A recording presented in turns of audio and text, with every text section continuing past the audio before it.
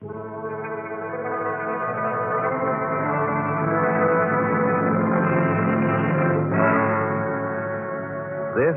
the story of the Pacific and its people, of the peaceful sea and the lands and lives it touches, and their meaning to us and to the generations to come.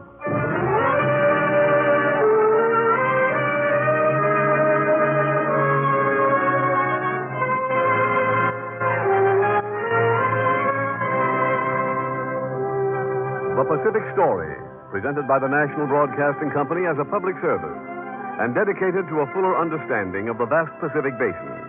This broadcast series comes to you as another feature of the NBC Inter-American University of the Air, with drama of the past and present and commentary by Owen Lattimore, authority on the Pacific and director of the School of International Relations, Johns Hopkins University.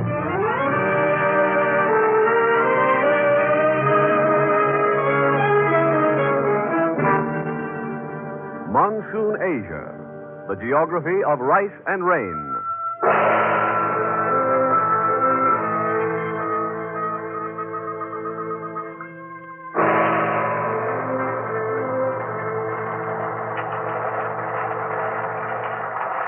This is Monsoon, Asia, southeastern Asia, where the rain drives down in torrents and the lush green vegetation rivals man for existence.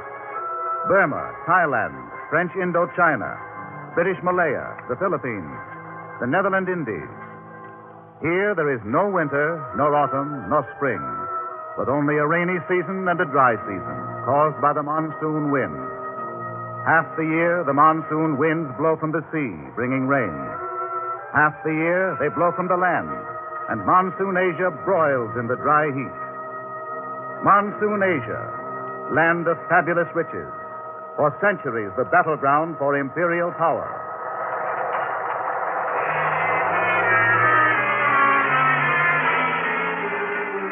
In Monsoon Asia live 147 million people.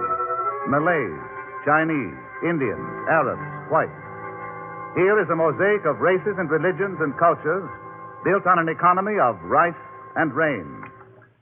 Nearly every man grows his own rice. They work in that water-covered field without seeming to notice the water.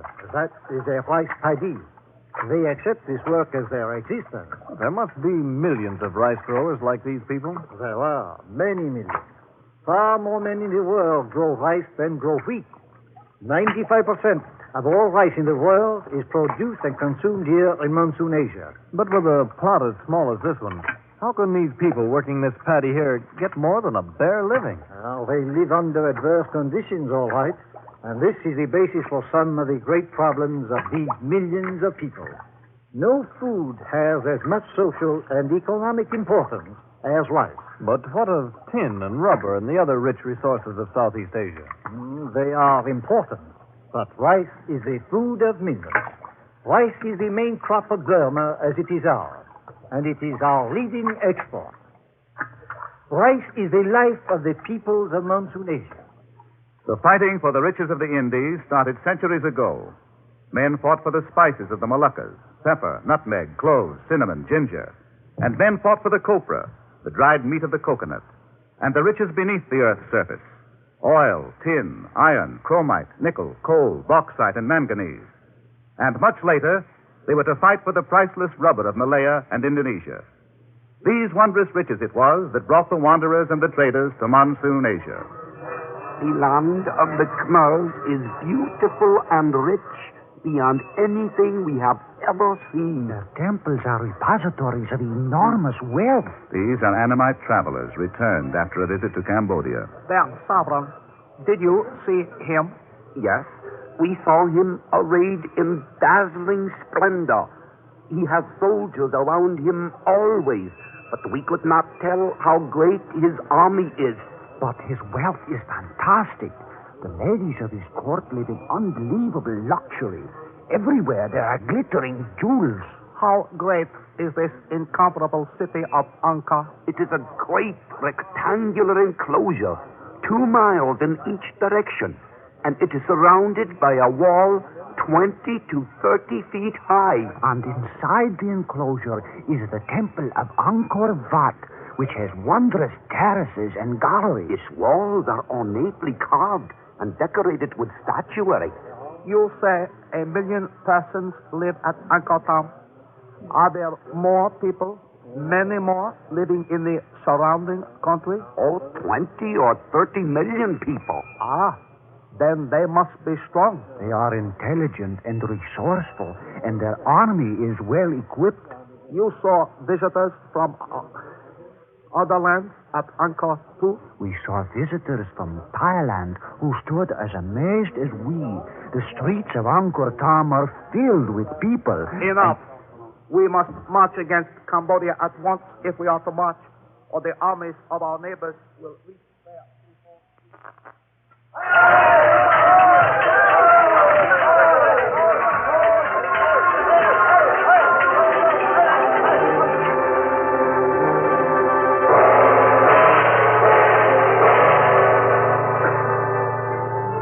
To this fabulous southeast corner of Asia, to the thousands of islands of the Indies and the Philippines, came men of many races and creeds. Mongolians, Indians, Arabs. From India came Hindus and Buddhists. From the north came Chinese Confucianism. From Arabia came Mohammedans. For centuries, Arabs sailed before the wind to Monsoon Asia in their ancient dhows. By the 13th century, sea traffic to Southeast Asia had developed to such a stage that a giant Chinese junk was fitted out in Arabia for a voyage through the Indian Ocean. For weeks they've been carrying supplies aboard this great junk. The voyage will be long. None but Ibn Battuta would dare such a great voyage. Ibn Battuta is the greatest traveler of all the Arabs. Yes, none but Ibn Battuta could bring a junk so magnificent back here from across the sea. The Chinese built it. Ah, they are wise and cunning. Everyone knows the Chinese are truly the wealthiest people on earth. The junk is large as a floating city. It will carry a crew of 1,000 men, whereas 400 are soldiers. 1,000 men? Yesterday I stole aboard and feared for my life until I could get safely ashore. You saw the decks? Ah, yes. They are so large that garden herbs and ginger grow in gardens on them. And there are houses built on the decks for the chief officers and their wives. It is so big. How can those sails of bamboo matting pull it through the sea? See those oar holes? Those are for oars? Yes. Oars so large that 10 to 30 men pull on each oar. Ibn Battuta is great indeed. Soon now the junk will be loaded. And then with the 3 smaller junks that are its tenders, it will sail out across the seas. Before the wind, Ibn Battuta, the Arab, sailed his great junk, large as a floating city, to the riches of the Indies. With bamboo matting sails flapping in the wind against the tall teak masts, the great junk sailed out into the uncharted Indian Ocean and anchored off the Nicobar Islands. Ibn Battuta wrote in his log, "Here we went ashore in search of fresh water. The natives were fearful of us and would not permit any ship to sail in front of their houses. Fresh water was brought down to the shore by elephants. None of us could speak the language of the natives, and neither could they speak ours. We traded by signs. Men went about naked, and the women wore a girdle of leaves only. All were remarkable for the ugliness of their dog-like faces. From here we sailed eastward." Ibn Battuta, the Arab, sailed his great junk across the Indian Ocean to Akyab and Rangoon in Burma, where today battles of the Pacific War are being fought, and where still more important battles are in prospect. Down the Straits of Malacca, Ibn Battuta sailed with his Moslem traders. From Sumatra, Ibn Battuta sailed to Java, then up with the changing winds to Singapore, up to Thailand and Cambodia, then up the Mekong River. What a wide and lazy river. It is yellow as gold. Yes, and it leads to the greatest metropolis in all Asia. Angkor Thom. We have heard of it for years. I am eager to see it. All the world stands in awe at its wonders. What luxuriant vegetation there along the shore. Coconut trees, and there is a banana tree. And that flowering vine, more beautiful than anything I have ever seen. Yes. And see the native huts. They build them high on stilts. How strange. That is to protect the natives against the floods in the rainy season. Yes. And against the tigers in the dry season. Look at the rice paddies between the huts. Here there are rice paddies everywhere. What is that ahead of us? The river widens out. The lake. The opalescent lake the travelers have told about. Yes, like a great opal. What are those along the shore? Those great white birds? Those are herons. Herons. They are like a picture standing there in the opal water of the lake, with the rich verdure behind them. So this is the setting for Angkor Thom. We are close to the great city now? It is said that it is only a short distance from the shore. Soon we will stop. Then we shall go inland to behold the glory of Angkor Thom and Angkor Wat. Ibn Battuta found the most advanced civilization of his time at Angkor Thom, a grandiose city in the steaming jungles of Monsoon Asia, where the Cambodians led a life of enlightenment and luxury, while Europe was sunk in the Dark Ages.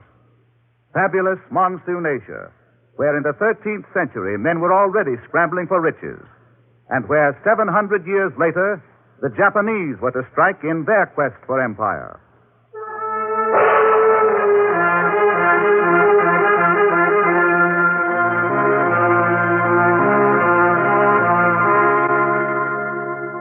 Word of the riches of the Indies spread.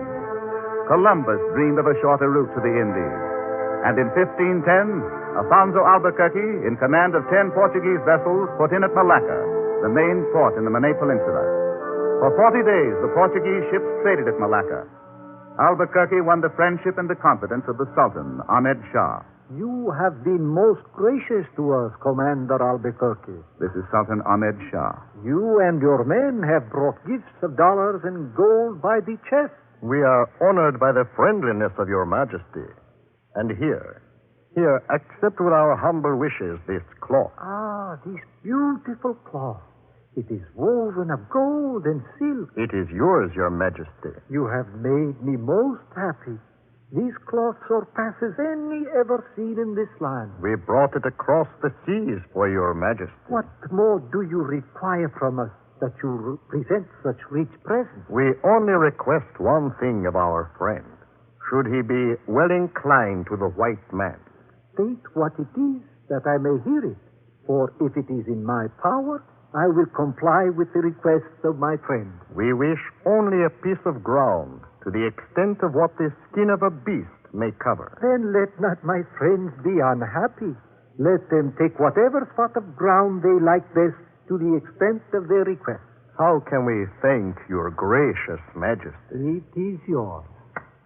You summon me, your majesty? It is my order that my friend may take whatever spot of ground he wishes to the extent of what the skin of a beast may cover. See that my friend has his choice of whatever land he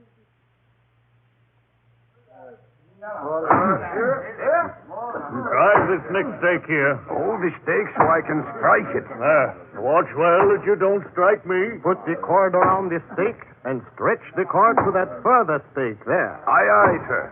But, Commander, His Majesty the Sultan ordered that you might take a spot of land to the extent of what the skin of a beast may cover. That is all we are taking. But this spot is large enough for a great building. We have cut the skin of the beast into cords and tied them one to the other.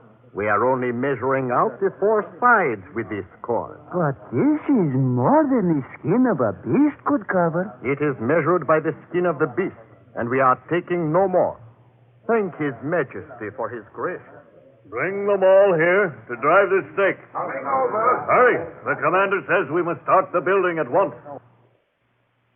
You plan to build here? At once. Spades and bricks and mortar are already being brought from our ships. And soon you will see here a house larger than you... From the 10 ships lying in the harbor came builders brought from Portugal for the purpose. Within the four sides of the space outlined by the cord, Albuquerque's men set feverishly about the construction of the great house. In the walls, they left large square apertures for guns. The natives looked on and asked, What is the reason for leaving those openings? Those? Oh, they are the openings that the white men require for windows. While the builders were busy on the great house in the daytime, the night was used for other purposes. Easy. Those lines are strong enough to hold the cannon? Yes, sir. We are using double tackles, you see. If the line should part, the cannon would drop and kill every man in that boat below there. Besides, we should lose the cannon. It will hold. Easy. Easy there. Roll it away! Little more!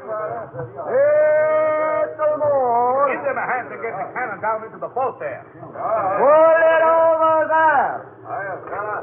That is well! That is good. You have the cannon safely in the boat. That is the first one, sir. The rest should be easier. We can get these cannon ashore and into the fort at night, sir. But what of the small arms? Pack the small arms in chests and bring them ashore in the daytime. Should anyone inquire, tell them that their contents are closed. Yes, sir. We have all the cannons and the small arms ashore.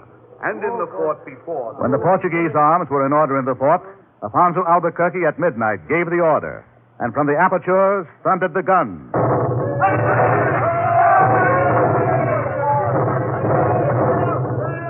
is Commander Albuquerque? How did the natives behave in the city? They are in panic. Oh, Commander Albuquerque. The Sultan, Ahmed Shah, what happened to him? He ran away, sir. The guns destroyed all the houses of the people in the palm trunk fort. And the Sultan and his people have fled in all directions. We will take possession of Malacca at once.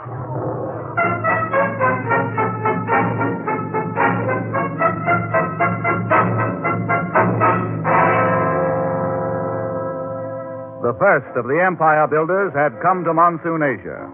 With sword and money and blandishments, they established themselves. From their base at Malacca, the Portuguese reached out for their gold, the Moluccas. The wind is coming up. The wind is not our greatest dangers in these waters. We have a Malay pilot, and he knows well the waters of the archipelago. Sometime the Javanese will be lying in wait for us. We are armed. Yeah, but we are no match for them. One ship against many. They have opposed the spread of our trade, especially to the Spice Islands from the very first. The sultans of Java and Sumatra have harried our ships whenever we have come through here. But they have never been able to stop our spice trade. But they will keep trying. They know the spice trade is the prize of the Indies. Well, soon we will be in the Moluccas. Sail ho! Sail ho! The lookout spotted the ship.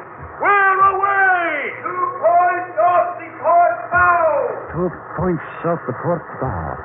Can you see it? Yes, there. There, off the port bow. That's a native warship, a Macassaries vessel. I can tell by the rigging. All hands! All hands! Man the pieces! Enemy ship! Enemy! Don't all guns! Don't all guns! Sail ho! Sail ho! We're underway! Get ahead! 3 vessels! Get ahead! 3 vessels! Those 2 are Javanese vessels, and the other one is Bandanese. They have joined forces. Macassaries, Javanese, and Bandanese. They'll be closing in on us to try to board us, and their knives are sharp. Those 7! We must hold them off! If they close with us, we are lost! All guns loaded, sir! Draw your cutlasses! They're closing on us! Fire! With the swords, the Portuguese kept their hold on the Spice Islands and expanded it with the passing years. From the Indies, they brought spices and silks and white sandalwood to Lisbon. And here, too, came traders from rival nations to buy and to dream of empires of their own in Monsoon, Asia. For nearly 100 years, Portugal kept secret her routes to the Orient, her charts and her sailing direction, hoarded them like emeralds and rubies, and then... I have come to you because you are a merchant. Yeah? You have been to Lisbon? Oh, many times. Our merchant cities here in Holland have grown upon the Lisbon trade. What is your name again? My name is Van Linschoten. Yours, Van Linschoten. Van Linschoten, yeah. And you know the eastern routes? I have talked to sailors of the Portuguese ships. No, but they are forbidden to talk to foreigners. I was a writer to the Bishop of Goa, and there the Portuguese sailors came to the cathedral.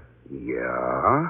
So I have come to Holland, and to you, because you are a Dutch merchant.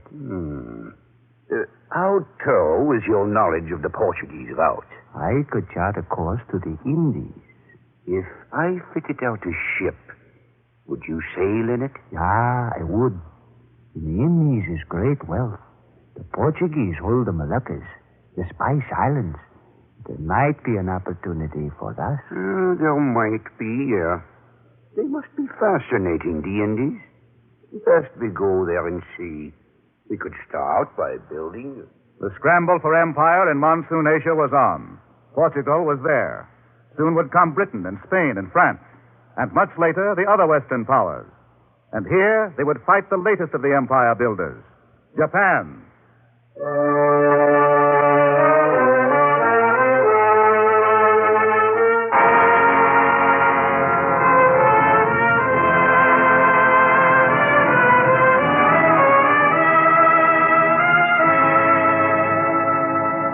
Southeast Asia, with its rice and rain, with its riches that have become legend through the centuries, had fallen under the shadow of the Westerners.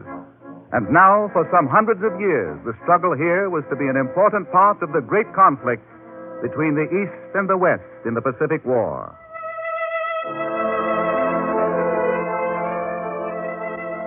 Monsoon Asia, with its teeming millions, its many races and colors and creeds, has influenced the entire world. And here to tell its underlying meaning is Owen Lattimore, authority on the Pacific and director of the School of International Relations, Johns Hopkins University. Mr. Lattimore. Half of the people alive in the world today live in Asia. They total about 1 billion people. The region in which they are most densely concentrated is Monsoon Asia. When we Americans think of a densely populated area, we think of an industrial area where many people live crowded together because they work at machines in factories. In American farming areas, people live at a comfortable distance apart, with plenty of land and lots of fresh air between them. Monsoon Asia is just the opposite of this. Here it is farming that crowds people together, a peculiar kind of farming regulated by the monsoon seasons. During the wet monsoon, the combination of heavy rain and steady heat produces a terrific growth of plants and trees and crops. The people of Monsoon Asia long ago devoted their attention to growing the one crop which produces the most food per acre during the monsoon rains. Rice has become part of the rhythm of human life.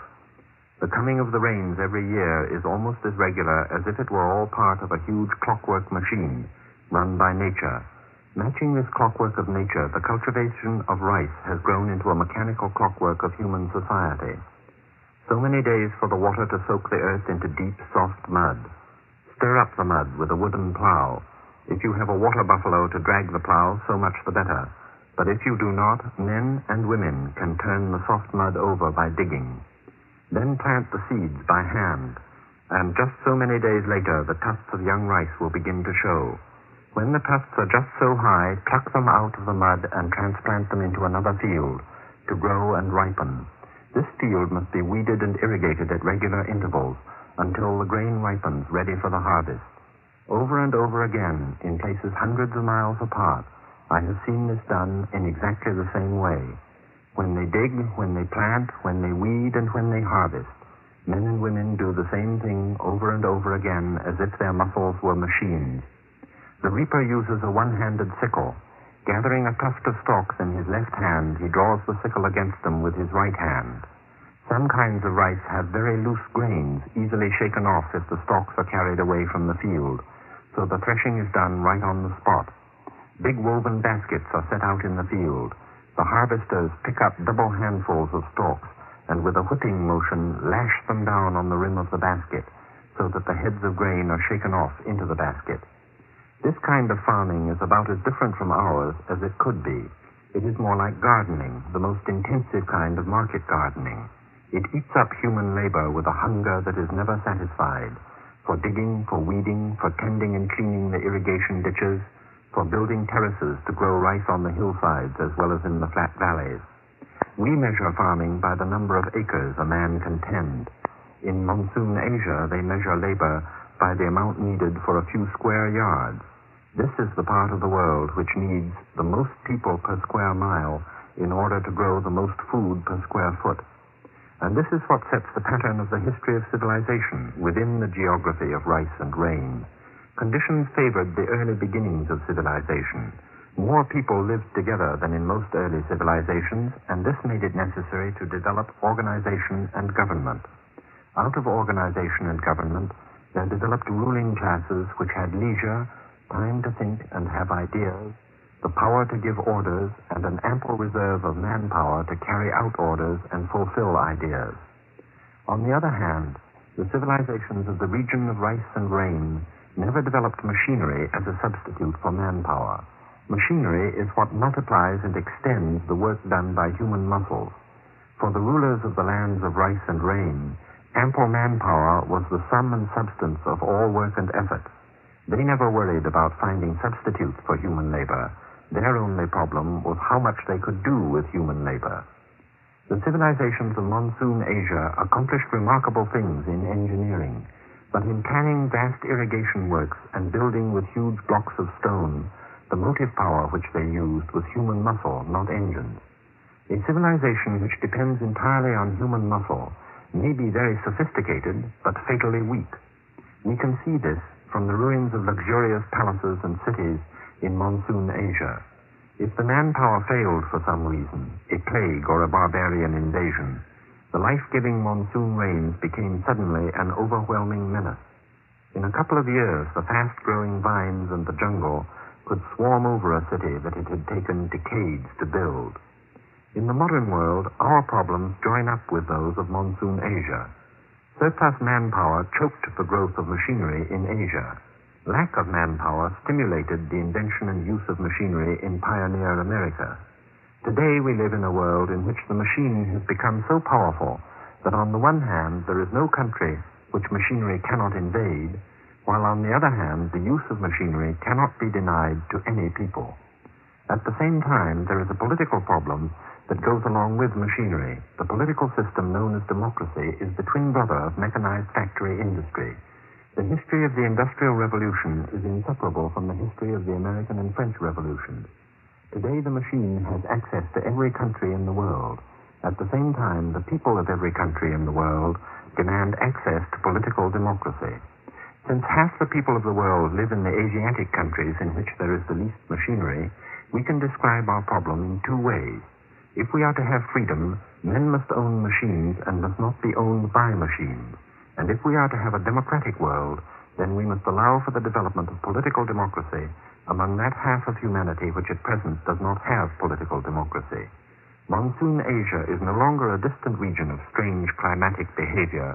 It is part of the problem of contemporary America. Thank you, Mr. Lattimore.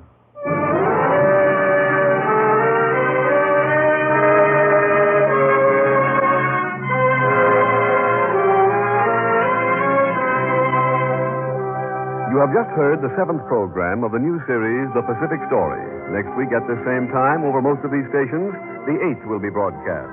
Monsoon Asia, Adventurers and International Rivalry, with drama of the past and present and commentary by Owen Lattimore, authority on the Pacific and director of the School of International Relations, Johns Hopkins University.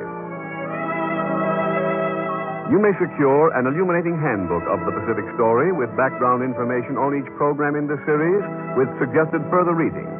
This Pacific Story manual will be sent to you for 25 cents in coin to cover cost of printing and mailing.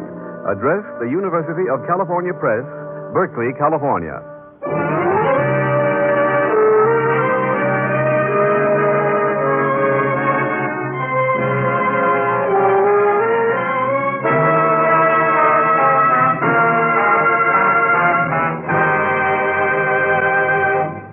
The Pacific Story is written and directed by Arnold Marquis.